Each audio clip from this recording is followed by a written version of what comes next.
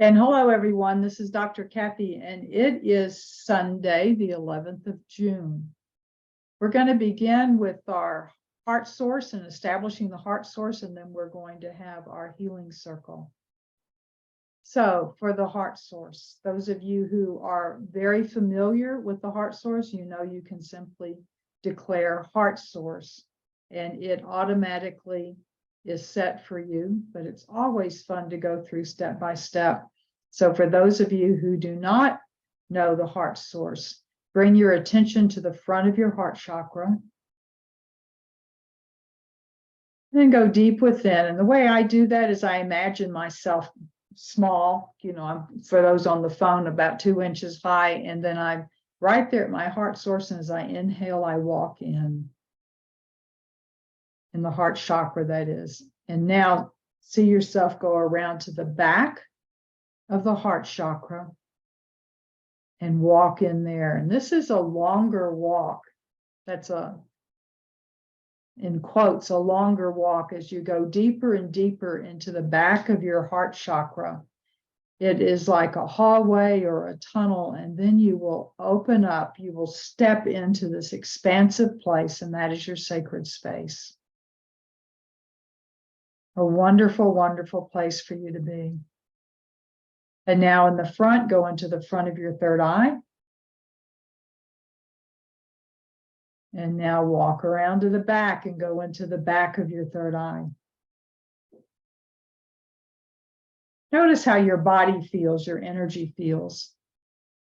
And so now, intend, imagine, draw a beam of energy from your heart chakra to your third eye and notice the change. And send that beam of energy straight up to the center of the universe. It knows where to go. And straight down to the center of the earth. So this is the basics of the heart source. We're going to play with it a little bit.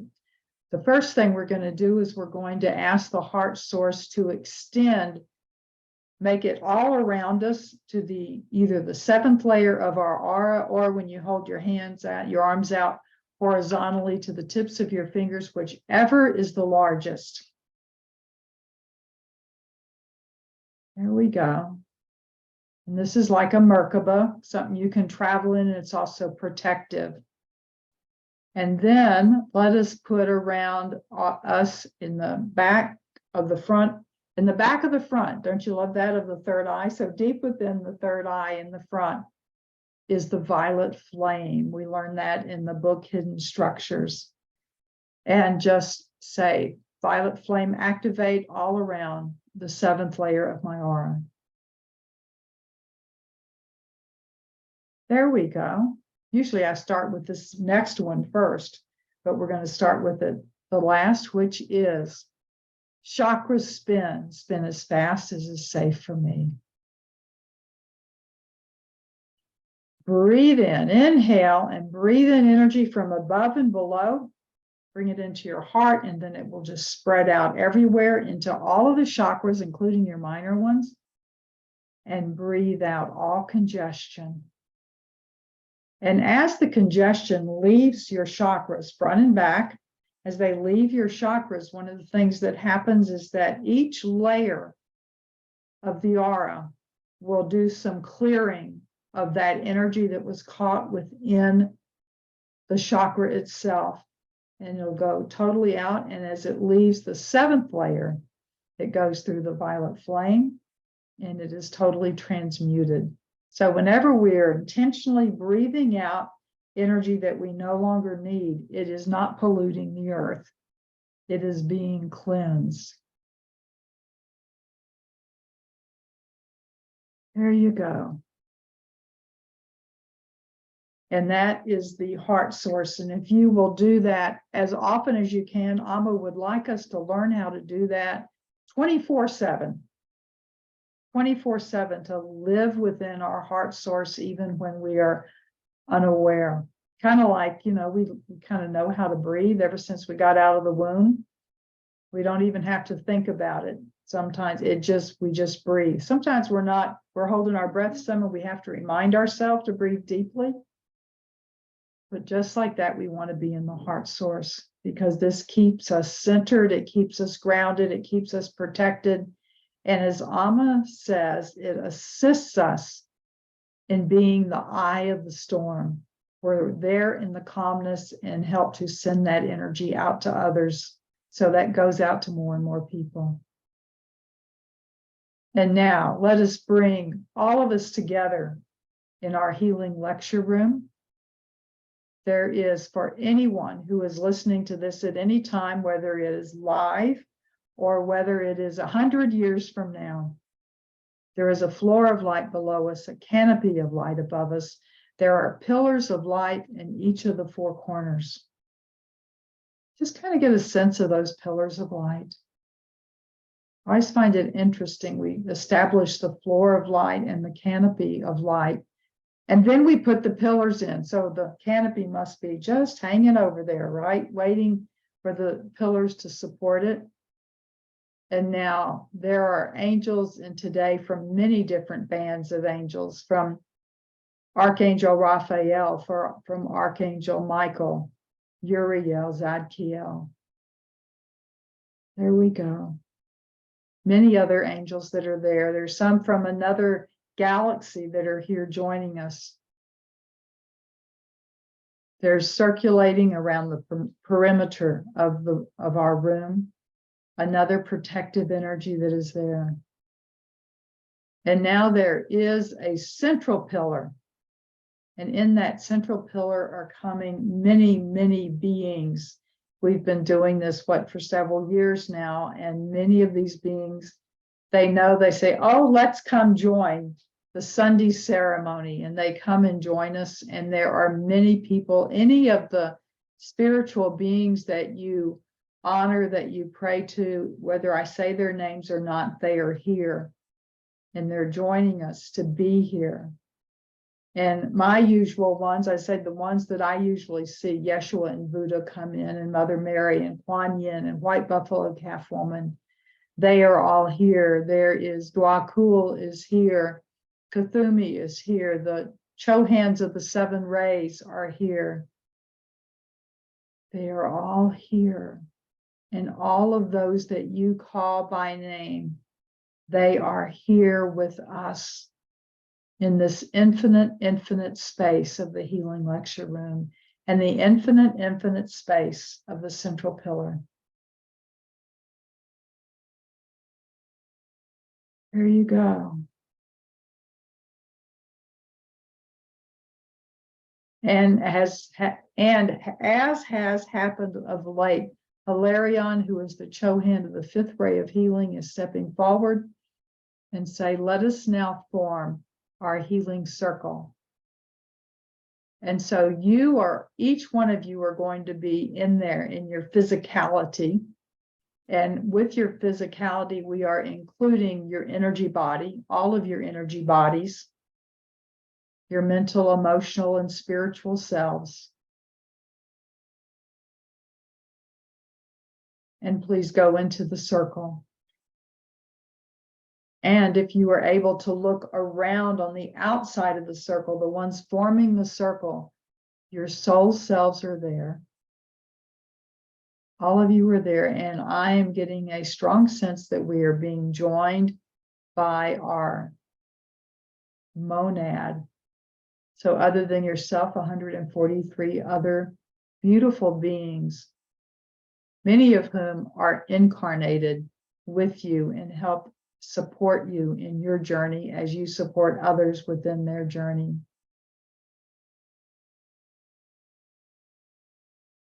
And now, from your beautiful mind and heart connection, call forth from your mind and heart. Of course, you can do it out loud in your place. Everybody is muted, but just call forth the spirits of those who you have asked to pray for, that you are placing in here. Your loved ones, acquaintances, people you have heard about. They are joining you yourself. So in essence, you are bilocating. You are there in the central circle where you are going to receive healing, love, and energy. And then That wonderful part of yourself, your soul self, is in the outer circle, sending love to you.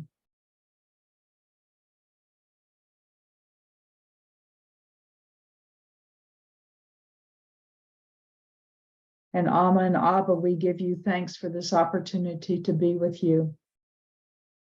And we ask you now, trusting you completely, you, the creator of us, we ask you now to bring the deepest healing to each one of us, and that you recreate our bodies according to the divine blueprint. You recreate the bodies of those that we are holding in our hearts and in our minds in the central of this circle.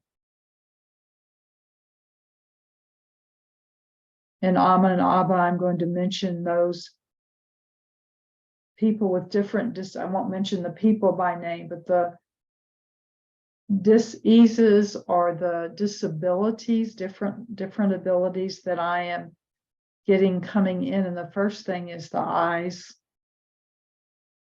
A healing of the eyes, especially healing for some people who have been struggling with macular degeneration, with bleeding in the eye.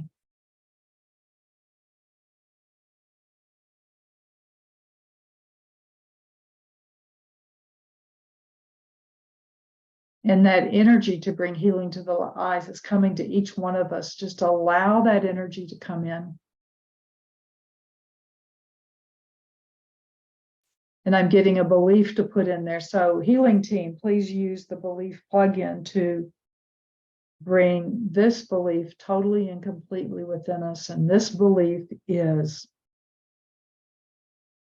I take the risk to see life clearly and beautifully in all of its glory.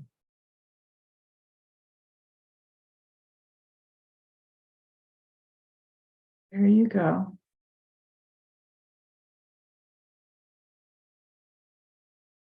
And Amma and Abba, we ask for this wonderful healing energy to go into every part of our eye, as well as the nerves,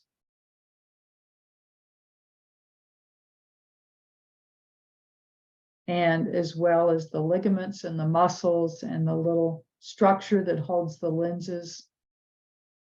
We ask for the balancing of the circulation of blood to, from, and within any part of the eye.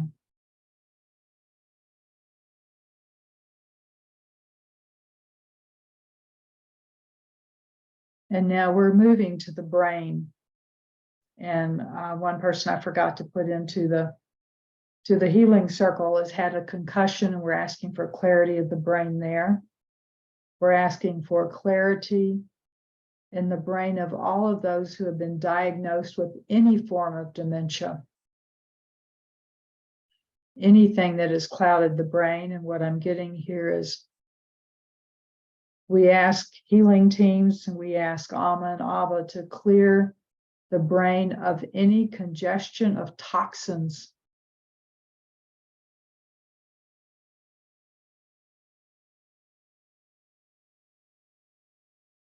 We call to the stem cells that are formed within the brain to go into the parts of the brain that need extra neurons, to the blood vessels and the arteries that need extra assistance.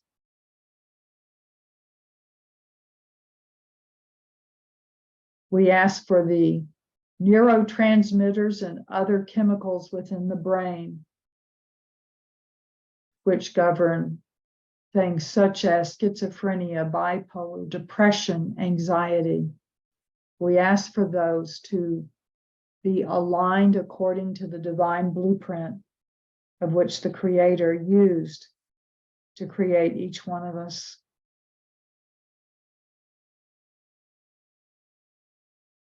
And healing team, we now ask you to please use the plug-in to bring the DNA, including the crystalline DNA, to the perfection of the divine blueprint in each one of us.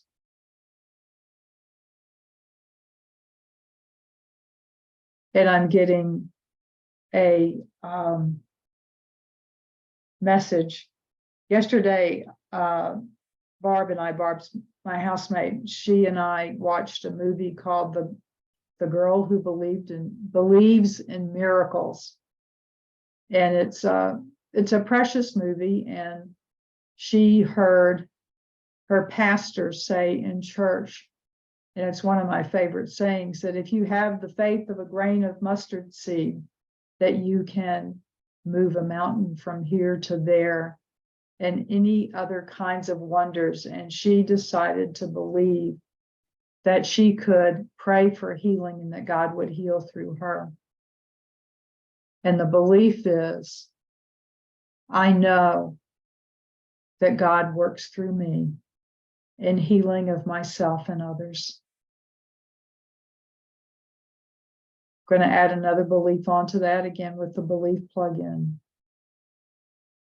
I know that I have been given the power, as the power and presence of God, to manifest my heart's desire and to assist that manifestation in others.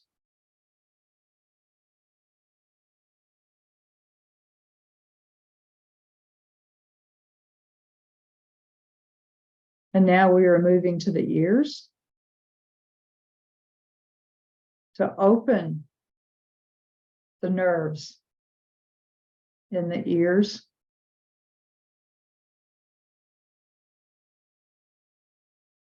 to bring perfection to all parts of the ears so that one can hear, to remove all artificial encodements that are affecting any part of the ear that is interfering with hearing and with balance. The ears have so much with balance also.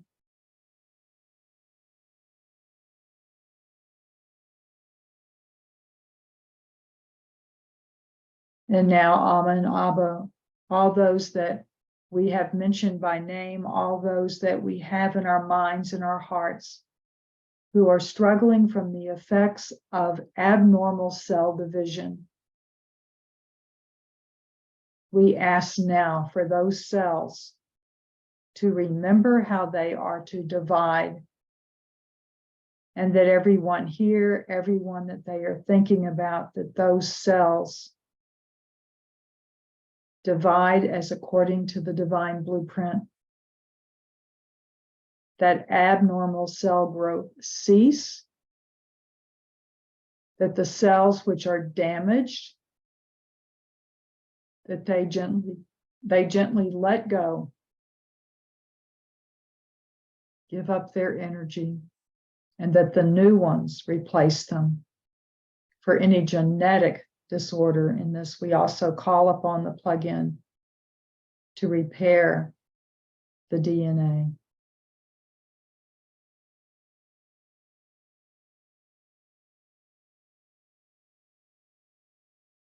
And now for the fullness of the musculoskeletal system. We command in the name of God and with the full confidence that we are the power and presence of God, we command our musculoskeletal system and the musculoskeletal system of others, that it comes into perfect alignment. All joints, that the crystallization which is within some of the joints, that disappear now, that be absorbed and released by the body. We now ask that the bones be cleansed. We now ask that the blood be cleansed. And for the perfect balance of every microbe in our body.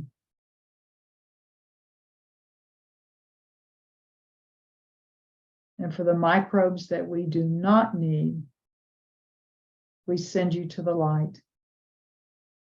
And thank you for all that you have done.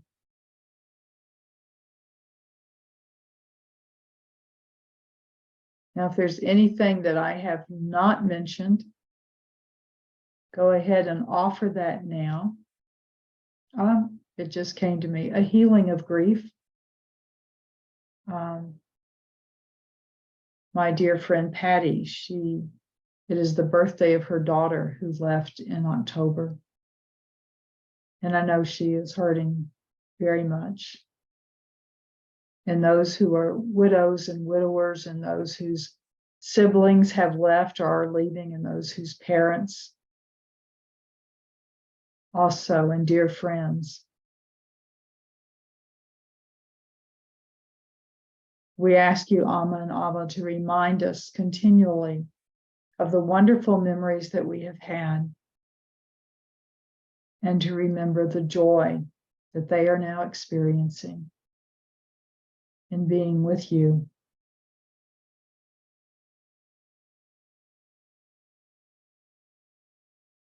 And we ask you to be with us in our grief.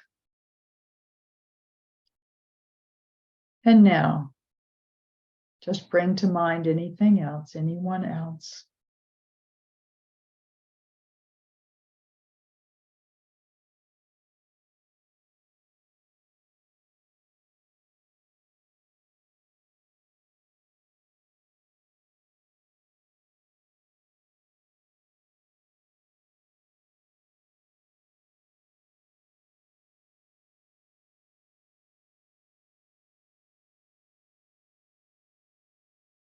And we thank you now, Amma and Abba, for our healing and the healing of others.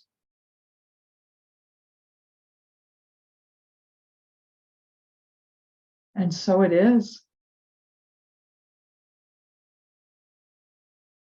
So now that you have been in the center, in the healing room, we are transforming our wonderful healing lecture room into the lecture room. Just imagine that now chairs are rustling, and all of the wonderful chairs, which are just perfect for you. They're not the ones that you sit in uncomfortably that don't adjust to your height or anything like that. They're now moving into the lecture room. Enjoy those chairs, just sit down in it.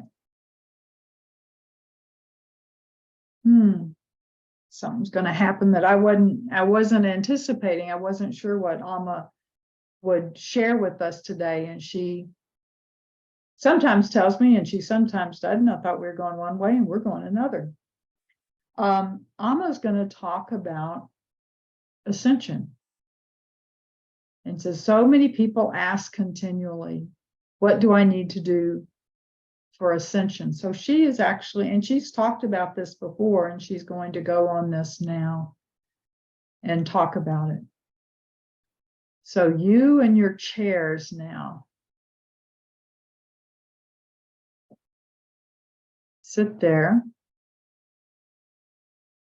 Healing team, we ask you to align each person's frequency and each person's encodements to be able to hear what they need to hear from Amma today, and to integrate that fully into their system.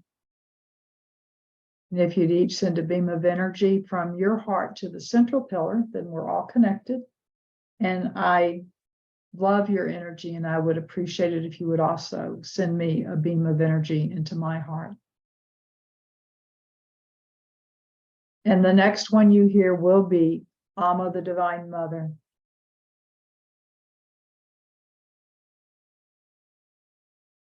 And dear ones, I am Amma the Divine Mother of the Divine Mothers, and as you know, I am your mother. That is my major purpose in my infinite life, is to be your mother. It is such a wonderful experience for me to have every member of my creation within my womb, supporting you with my love. I believe it was last week when I said that I don't see your physical body. I mean, I can if I try hard. I see your light, because your light just blasts forth from your physical body, even if you wonder where your light is. I know you. I see you. Yes, I see emotions that run through you, the energy that runs through you. I see your joy and I see your sadness. I see your confusion. The joy is permanent, you know. The sadness and confusion is transient. It does not last long.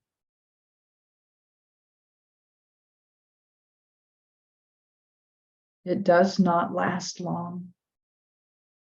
Even those of you who are at the end of your life, you could say, have been living 80 plus years. We've had people in their 90s listening. This life you have led, which seems so long, is not long. Because when you leave here, you will see the expanse. So this one I speak through, she said, I'm going to talk about ascension. I'm not really.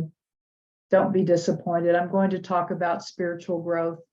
How many times have I said to you that ascension is not a destination? Ascension is a graduation point of your spiritual growth. You have been learning so much. You have been learning about what?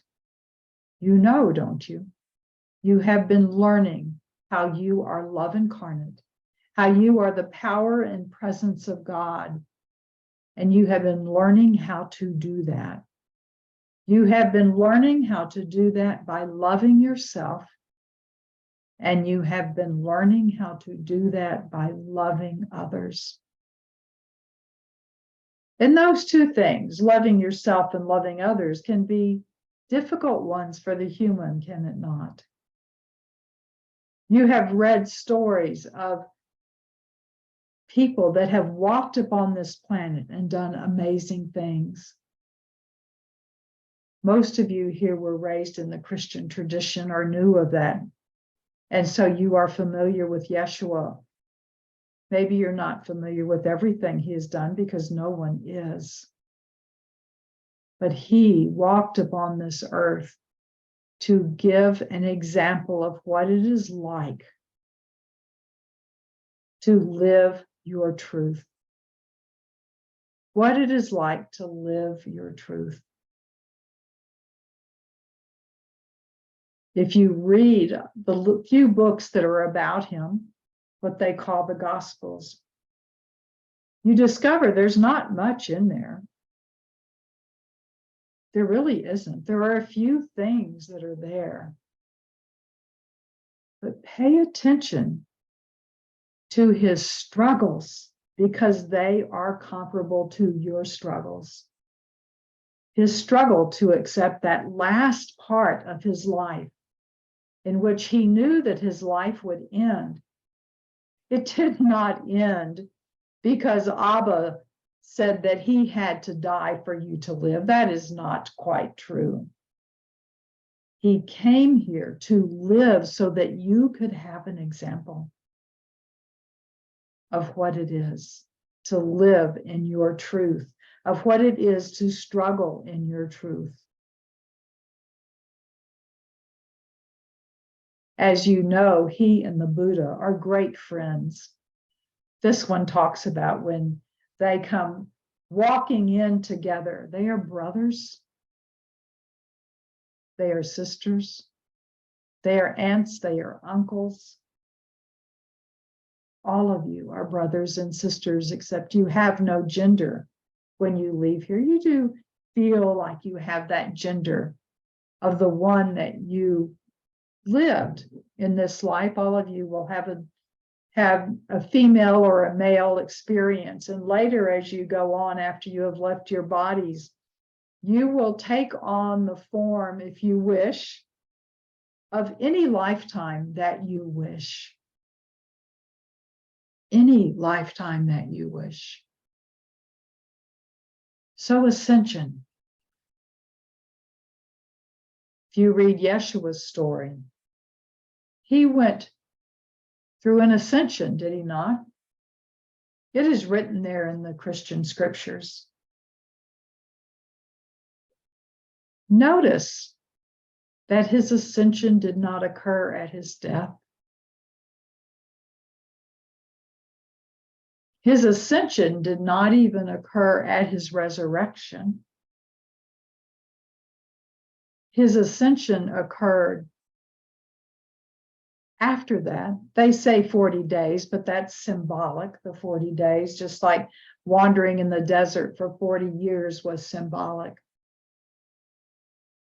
He was here upon this earth teaching for a pretty good while, but not in the body that he had. It was a different body, a spiritual body. And he still is here. Those of you who feel him, who have him as guides, you feel him. He is able to be multidimensional after his ascension. Isn't that amazing? And he can show up upon this planet in physical form after his ascension. That's one of the things that happens with ascension, is that you can show up on this planet or another, by the way, in physical form. It takes a lot of energy to do that, to manifest yourself in physicality when your vibration is so high.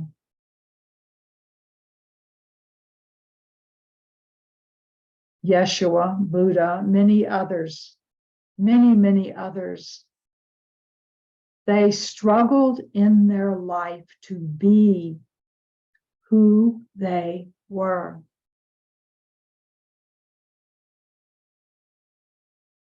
They got to look at things just as you do. They felt guilty, they felt shame at the times that they were not being who they knew that they were. They learned to transmute that, to let that go. Any shame that you feel, let that go. Because that is not who you are. That shame is a sign that you know you were not being who you were created to be. Guilt is the same thing.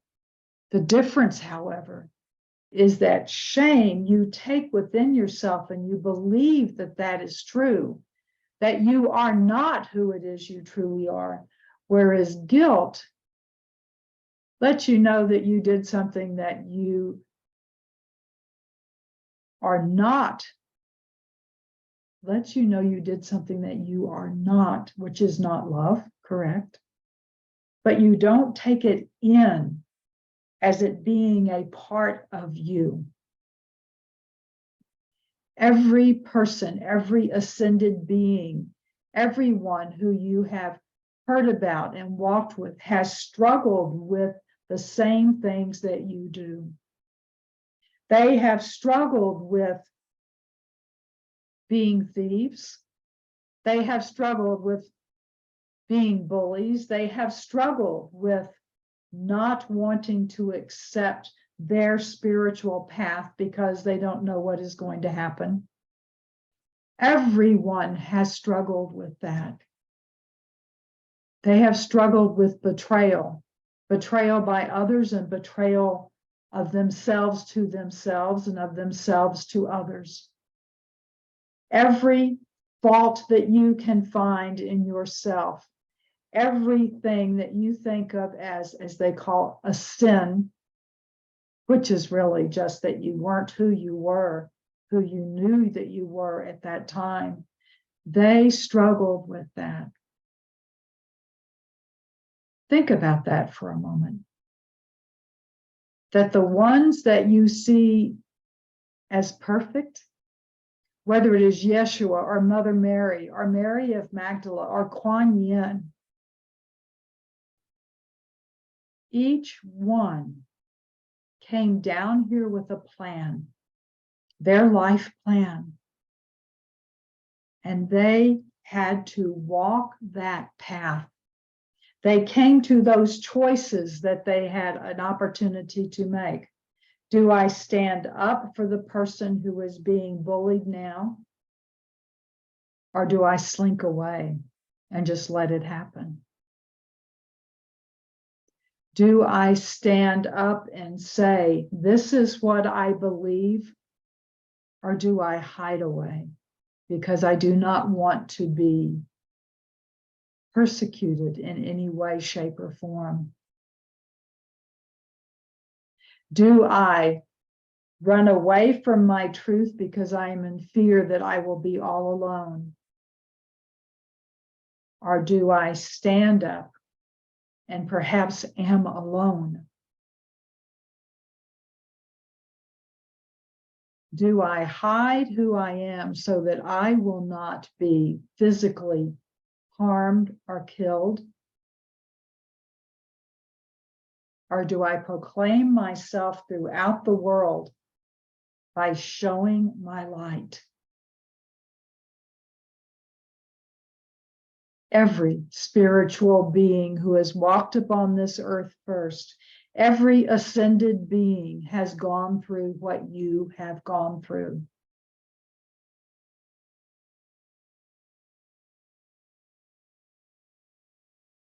So you see, there's hope for you. Is there not? You have learned so much.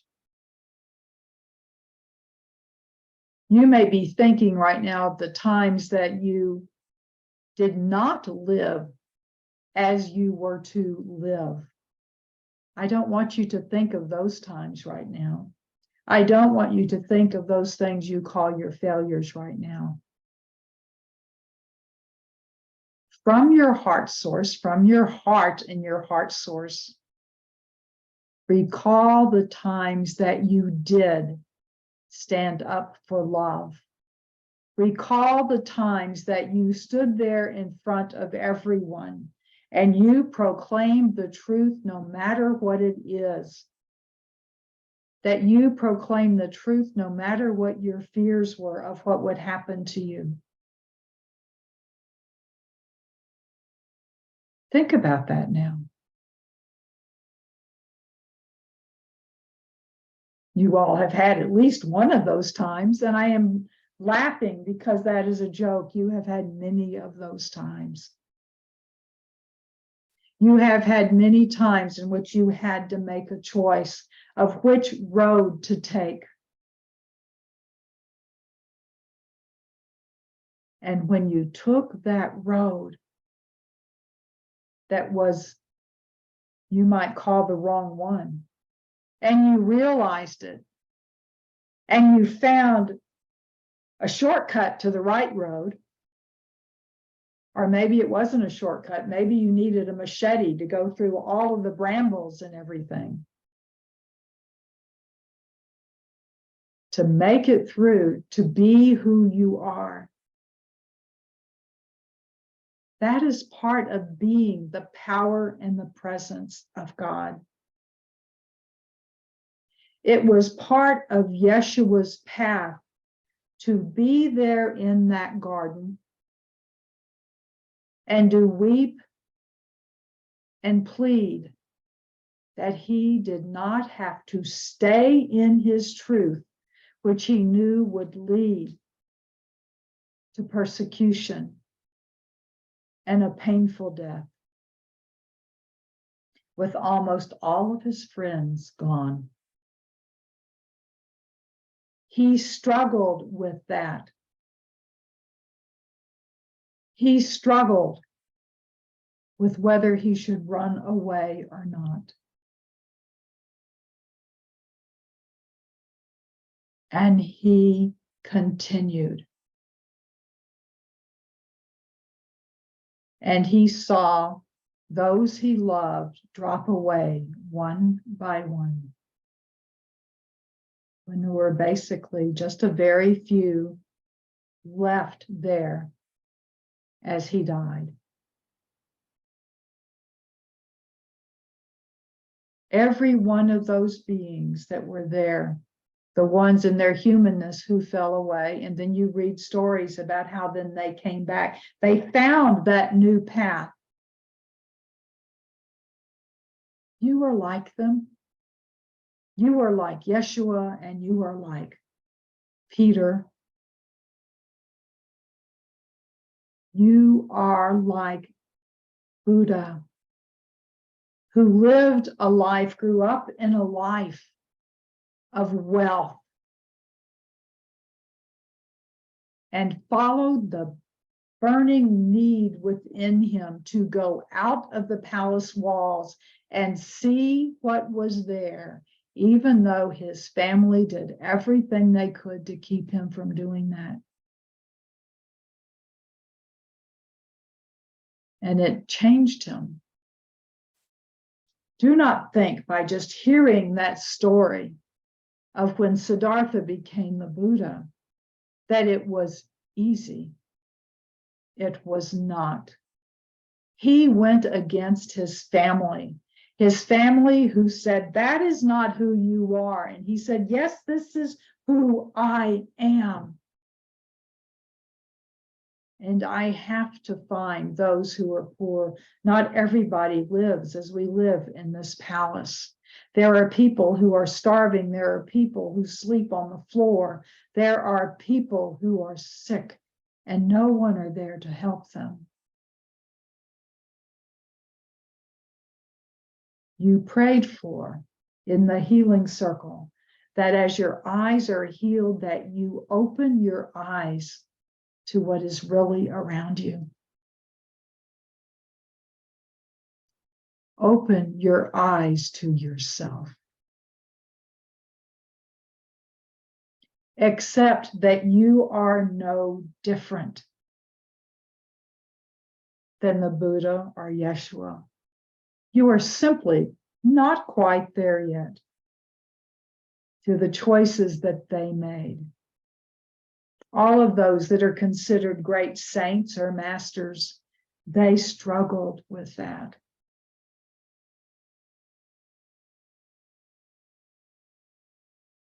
All of them. All of them. When you have learned to love yourself so much that there is nothing you can do but stay on your path and declare who you are ready for ascension. You have reached that place, that graduation point. And maybe it will not happen before you die. It didn't for Yeshua. He learned much after his death and to his resurrection, and then he stayed on this planet for a while. When you die and you begin to put the pieces together of what your life was like and what everything you did meant, and you experience how your actions had a direct effect upon other people as well as yourself, and the enlightenment comes, and you are then invited to come and explore more fully. And that is when you go to ascension. And just remember, as much as many of you here are excited that perhaps this is your last lifetime here on earth, when you make that decision at ascension, there are going to be a good number of you who say, I have to come back and live what has happened to me so that others may come, that others may recognize that even as you struggle, you are filled with love and with joy, that even when you wander, looking for who it is you are and the place to settle your heart, that there are those that surround you, whether you see them or not, that are supporting you. You talk about your angels and your guides. Angels, guides, it is not just one that is around you. There are many, many who are around you. And as you learn to tap into them and tap into the love, your vibration rises to the point that what you see in this physical body of yours, in this life that you led, no matter how you may think of it now, you will come to see that, look what I learned about love here when I betrayed this person. Look what I learned about being true to yourself when I betrayed myself. And you bring that with you, and you see that in your life review, and you awaken to who it is you truly are. And you decide that you're going to go graduate into a new way of being. What I want you again to know, well, I guess there's several things I want you to know. That you are love. How often I tell you that. You are love incarnate. And that you are the physical representation of the power and the presence of myself, of Abba, of the Creator, of Source, whatever name you use. And that you are beloved. And you are here of service to yourself and others. And you are joy. And you will know that truly when you have, as they might say at this time of year, walked across the stage for graduation, and everyone cheers and the angels blow their trumpets and they sing wonderful songs. And after you walk across that stage, you go, what can I do now? Who can I be now? How can I be love now? My blessings to you, my precious ones. My blessings to you.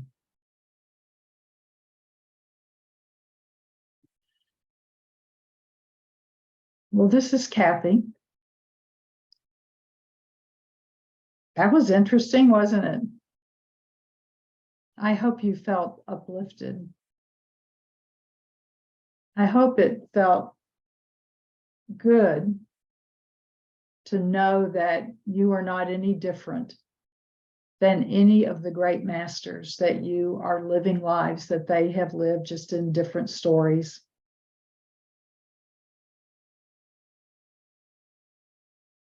I'm looking forward to transcribing this and see what else she said that I don't remember. So, my friends, I won't be here for 2 Sundays. Going off, maybe I'll bring a lei back and I'll have to wear it the next time that I meet as I have fun in Hawaii. But thank y'all very much. Y'all are so special to me. I hope you know that. So if you want to unmute and tell everybody goodbye, do so. Thank you. Safe travels, Kathy, and have a wonderful time. Thank you. And all of you have a Thank you all. That was most beautiful. That was most beautiful. Thank you. Thank you so much. Thank you so much. Thank you so much. Blessings to everyone. Goodbye. Blessings to everyone. Goodbye. Goodbye. Thank you, Kathy. Thank you. Goodbye. Thank you. Bye.